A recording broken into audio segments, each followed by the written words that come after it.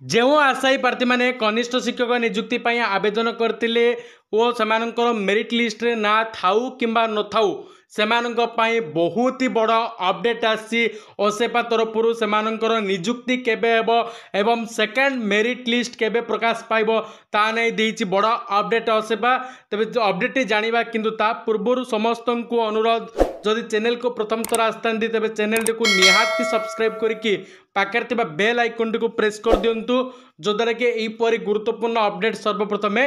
Piper देखो गतकाली तो मान्यवर हाइकोर्ट राय आसला जे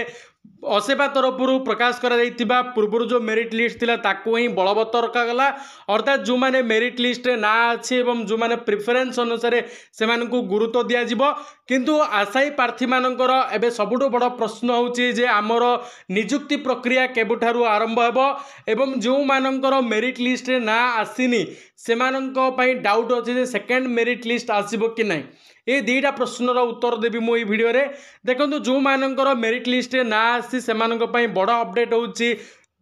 जून 25 तारीख रु सेमानंकर